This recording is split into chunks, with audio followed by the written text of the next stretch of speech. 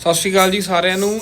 ਬਹੁਤ ਸਾਰੇ ਮੈਸੇਜ ਆ ਰਹੇ ਆ ਜਿਹੜਾ ਕੱਲ 28 ਤਰੀਕ ਨੂੰ ਨਿਊ ਕੈਨੇਡਾ ਵਰਕਰ ਬੈਨੀਫਿਟ ਉਹਨਾਂ ਦੀ ਡਿਟੇਲ ਬਾਰੇ। ਸੋ ਮੈਂ ਫਟਾਫਟ ਤੁਹਾਨੂੰ ਦੱਸ ਦਿਆਂ ਵੀ ਇਹ ਜਿਹੜੀ ਕੁਆਟਰਲੀ ਪੇਮੈਂਟ ਹੈਗੀ ਹੈ, ਪਹਿਲੀ ਪੇਮੈਂਟ ਆਉਣੀ ਹੈ। ਸਰਕਾਰ ਕਹਿ ਰਹੀ ਹੈ ਲਾਈਫ ਈਜ਼ੀ ਕਰਨ ਵਾਸਤੇ ਅਸੀਂ ਇਹ ਨਵਾਂ ਬੈਨੀਫਿਟ ਲਿਆਉਂਦਾ ਵਾ, ਔਰ ਜਿਹੜੇ ਲੋਕ ਕੰਮ ਕਰਦੇ ਆ ਪਰ ਉਹਨਾਂ ਦੀ ਇਨਕਮ ਲੋ ਹੈ ਉਹਨਾਂ ਵਾਸਤੇ ਬੇਸਿਕਲੀ ਹੋਊਗਾ। ਸੋ ਜੇ ਅਮਾਊਂਟ ਦੀ ਗੱਲ ਕਰੀਏ, ਸਿੰਗਲਸ ਵਾਸਤੇ $1428 ਹੈ, ਫੈਮਿਲੀ ਵਾਸਤੇ 2461 ਹੈ 2461, depend upon their income up to amount ਹੈ। ਅੱਗੇ ਹੋਰ ਤੁਹਾਨੂੰ ਮੈਂ ਡਿਟੇਲ ਦੇਣਾ, ਔਰ ਇਹਦੇ ਵਿੱਚ ਇੱਕ ਡਿਸੇਬਿਲਿਟੀ ਵਾਲਾ ਵੀ ਕਾਲਮ ਹੈਗਾ, ਉਹ ਇੱਕ ਸੈਪਰੇਟ ਥਿੰਗ ਹੈ, ਉਹਦੇ ਵਾਸਤੇ ਅੱਡ ਵੀਡੀਓ ਕਰ ਦਾਂਗੇ। ਸੋ ਡਿਪੈਂਡ ਤੁਹਾਡੀ ਇਨਕਮ ਤੇ ਕਰਨਾ ਵਾ।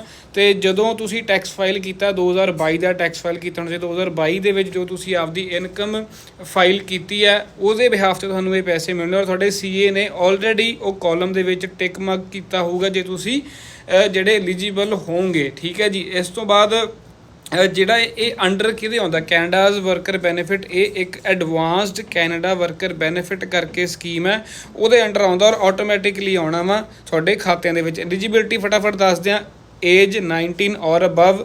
ਠੀਕ ਹੈ। ਉਸ ਤੋਂ ਬਾਅਦ ਤੁਹਾਨੂੰ ਜਿਹੜੀ ਫਿਗਰਸ ਦਾ ਮੈਂ ਤੁਹਾਨੂੰ ਦੱਸ ਦਿਆਂ, ਫਿਗਰਸ ਦੇ ਵਿੱਚ ਕੀ ਆ। ਫੈਮਿਲੀ ਵਿਦ ਚਿਲਡਰਨ, ਜੇ ਤੁਹਾਡੀ ਇਨਕਮ ਹੈਗੀ ਹੈ $43,212 ਨੈਟ, ਇਸ ਤੋਂ ਥੱਲੇ ਇਨਕਮ ਤੁਹਾਡੀ ਜੇ ਹੈਗੀ ਫਿਰ ਤੁਸੀਂ ਐਲੀਜੀਬਲ ਹੋ। ਐਕਸਕਲੂਡਿੰਗ ਇਹਦੇ ਵਿੱਚ ਕਿਹੜੇ ਪ੍ਰੋਵਿੰਸ ਨਹੀਂ ਹੈਗੇ, ਅਲਬਰਟਾ, ਕਿਊਬੈਕ, ਇੱਕ ਨੈਨੂਵਟ। ਉਸ ਤੋਂ ਬਾਅਦ ਫੈਮਿਲੀ ਵਿਦਾਊਟ ਚਿਲਡਰਨ, ਜੇ ਤੁਹਾਡੀ ਇਨਕਮ ਹੈਗੀ ਹੈ $43,212 ਨੈਟ, ਉਹਦੇ ਥੱਲੇ ਜੇ ਤੁਹਾਡੇ ਕੋਲ ਪੈਸੇ ਤੁਸੀਂ ਕਮਾਉਂਦੇ ਹੋ ਤਾਂ ਤੁਹਾਨੂੰ ਇਹ ਮਿਲ ਸਕਦਾ ਬੈਨੀਫਿਟ। ਅੱਗੇ single without children, same amount $43,212 43212। Singles ਮੇਰੇ ਵਰਗੇ without children, never married, maximum income $33,015 ਜੇ ਤੁਹਾਡੀ ਹੈਗੀ ਆ ਨੈਟ। ਜੇ ਤੁਸੀਂ ਇਸ ਤੋਂ ਥੱਲੇ ਕਮਾਉਂਦੇ ਹੋ ਤਾਂ ਤੁਹਾਨੂੰ ਬੈਨੀਫਿਟ ਵਿੱਚ ਤੁਸੀਂ ਐਲੀਜੀਬਲ ਹੈਗੇ ਹੋ। ਠੀਕ ਹੈ। ਅਮਾਊਂਟ ਅੱਗੇ ਦੱਸਦਾ। ਸਟੂਡੈਂਟਸ ਦੀ ਜੇ ਗੱਲ ਕਰੀਏ, ਜੇ ਤੁਹਾਡਾ ਸਾਲ ਦੇ ਵਿੱਚ 13 ਵੀਕ ਦਾ ਕੋਰਸ ਪੜ੍ਹਾਈ ਚੱਲ ਰਹੀ ਹੈ, ਸਾਲ ਦੇ ਵਿੱਚ ਤੁਸੀਂ ਕਰ ਰਹੇ ਹੋ ਤਾਂ ਫਿਰ ਐਲੀਜੀਬਲ ਨਹੀਂ ਹੈਗੇ।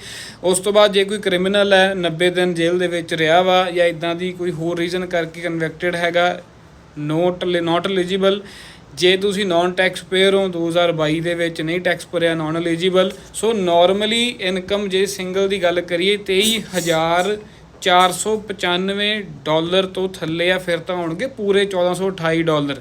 ਜੇ ਵੱਧ ਰਹੀ ਹੈ ਥੋੜੀ ਔਰ ਮੈਕਸ 33,015 ਤੱਕ ਜਾ ਰਹੀ ਹੈ, ਫਿਰ ਅਮਾਊਂਟ ਵਿਲ ਗ੍ਰੈਜੂਅਲੀ ਵੈਰੀਏਟ, ਫਰਕ ਪਊਗਾ, ਘੱਟ ਵੱਧ ਹੋ ਜੂਗੀ ਅਮਾਊਂਟ। ਠੀਕ ਹੈ ਜੀ। ਉਸ ਤੋਂ ਬਾਅਦ ਜੇ ਆਪਾਂ ਫੈਮਿਲੀ ਦੀ ਗੱਲ ਕਰ ਲਈਏ ਤਾਂ ਫੈਮਿਲੀ ਦਾ ਵੈਸੇ ਐਲੀਜੀਬਿਲਿਟੀ ਹੈਗੀ ਹੈ $2,461 ਜੇ ਇਨਕਮ ਤੁਹਾਡੀ $26,805 ਹੈਗੀ ਹੈ, ਰਾਈਟ।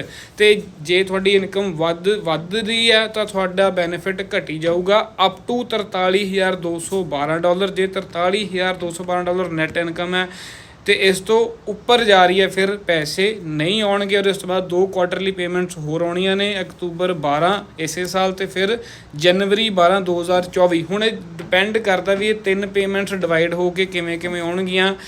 ਪਰਸੋਂ 28 ਤਰੀਕ ਨੂੰ ਆਉਣਾ, ਔਰ 10 ਦਿਨ ਦੇ ਵਿੱਚ ਇਹ ਪੈਸੇ ਆਉਣੇ ਆ। 28 ਤਰੀਕ ਤੋਂ ਅਗਲੇ 10 ਦਿਨ ਜੇ ਤੁਹਾਨੂੰ ਨਹੀਂ ਪੈਸੇ ਆ ਰਹੇ, ਤੁਸੀਂ CRA ਤੇ ਜਾ ਸਕਦੇ ਹੋ, ਆਪਣੇ ਅਕਾਊਂਟੈਂਟ ਨਾਲ ਗੱਲ ਕਰ ਸਕਦੇ ਹੋ, ਆਪਣੀ ਇਨਕਮ ਕੈਲਕੂਲੇਟ ਕਰ ਸਕਦੇ ਹੋ, ਐਲੀਜੀਬਿਲਿਟੀ ਤੁਸੀਂ ਆਪ ਵੀ ਚੈੱਕ ਕਰ ਸਕਦੇ ਹੋ। ਬਾਕੀ ਹੋਰ ਜ਼ਿਆਦਾ ਡਿਟੇਲ ਵਾਸਤੇ ਆ ਮੇਰੇ ਪਿੱਛੇ ਆਰਟੀਕਲ ਲੱਗਾ, ਤੁਸੀਂ ਰੈਫਰੈਂਸ ਇਹਨਾਂ ਦੀ ਲੈ ਸਕਦੇ ਹੋ।